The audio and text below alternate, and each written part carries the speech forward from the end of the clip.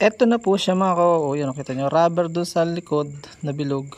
Ito naman sa likod ay para din ako mag ay hindi naman siya makikita dyan. Ganyan lang siya.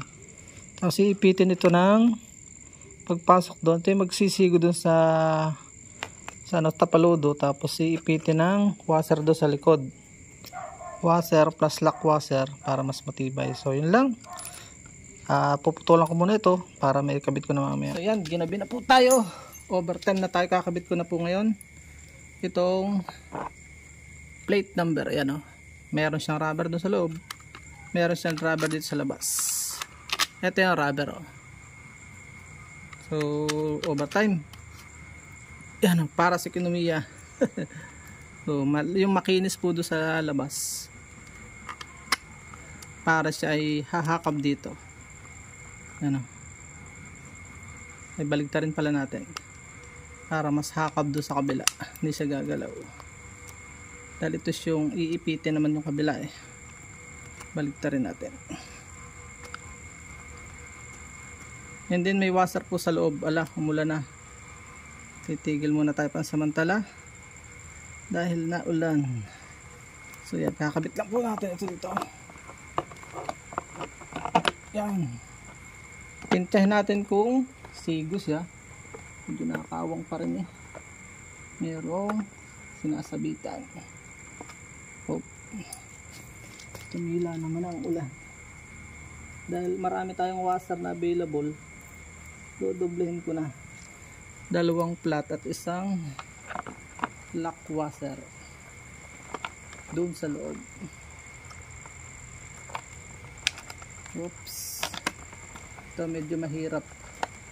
Pupunta tayo dun sa kabila sa may shade. Sisilong muna tayo. Mahirap mamatay ng bayani. Silong tayo sa dinaulan. So ayan, talaga pong rain or shine tayo. Aalayin lang po natin. And then atin pong lalagyan ng 2 washer. Madami naman natin washer saka isang lock washer. Lagyan muna natin ng nut dito. Tumukod pa yung yun po ang problem. Pero konting problem lang naman siya. Hindi masyadong malaki. Yun ang problema, yung pagkakabit nung nut. Dahil na pinutulan, medyo hirap siyang itama. Pwedeng pabalik-balik. Mas may lakwasar pa siya. Kailangan po ay sigo.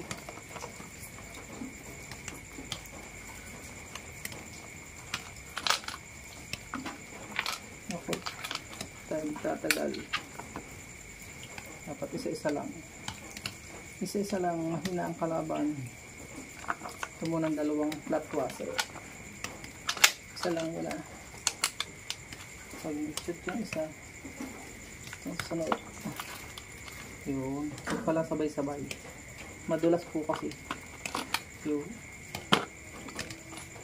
Basta naman po na-shoot itong isa, okay na yung isa. Hindi na siya gagalaw yun. Tapos hawakan natin dito. Isa lang muna natin ilagay na nut. Yan. Ikot-ikot lang. Pag nag-shoot yung nut na yun, okay na. Concentrate na nga lang po pala tayo mga kaw sa motor and vehicle dito sa ating second channel. Para tayo nakakasunod po kayo. Yung iba ay rambulan na sa kabilang channel. Kapitan natin and then atin pong ialin muna. Medyo mahirap siyang boom. Pag nag-shoot na yun doon sa nut, okay na yan. Okay, mukhang nag-shoot na. Kapit ko po dito sa kabila. Medyo mahirap nang ma-monetize ngayon mga kawaw ang mga baguhan, kaya tsaga-tsaga lang. Kung kayo mga baguhan ay talagang tsaga-tsaga lang po ang papayo ko. So medyo naikot itong kaya kailangan ikutin din.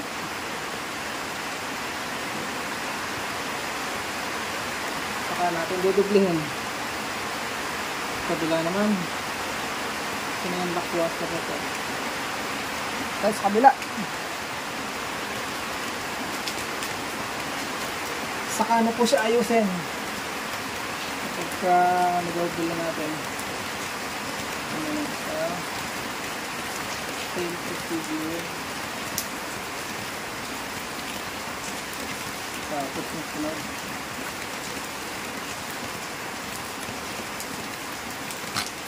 Ang gagawin, magamit na tayo. Magpupugas na po ako ng motor. Tapos na kayong lock. Washer. Tapos itong nut. Nut. Ang nut na hindi stainless po. Kaya pag minsan sinisip din, baka kinakalawang. Ayun. Dudublehin ko ng nut dito sa kabila. Dahil kakalagin ulit mamaya ito. Nakalang double kasi mahirap pong baka masira.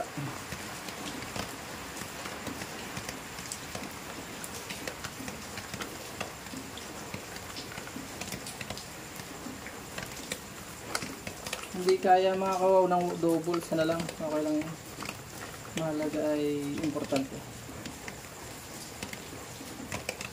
Hindi naman na yan makakalas. Yan. Naikot yung ating yung ating pang sigon siya. Okay, mukhang pantay na.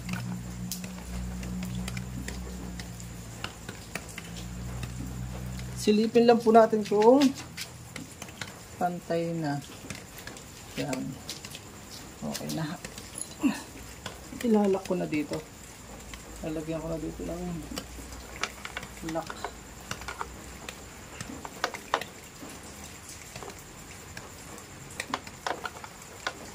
Yan. Tapos yung ay sisigo ko yung rubber para hindi kita. Ayan.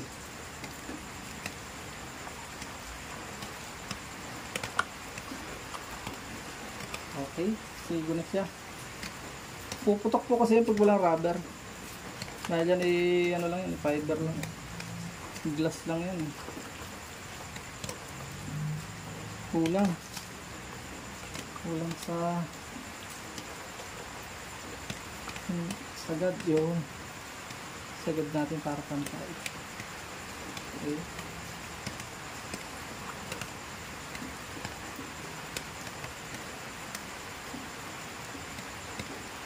Ayos. Huwag masyadong maigpit.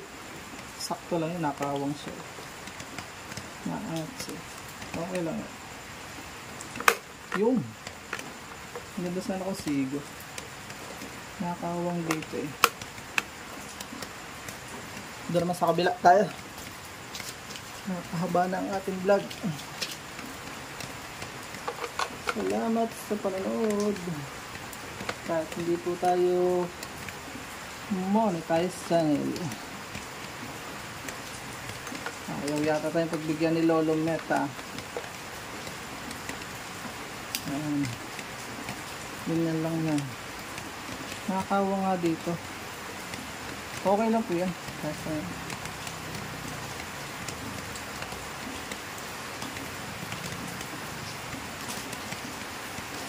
pag masyado mahigpit yan, medyo kawang. Maganda sana kung dikit, no?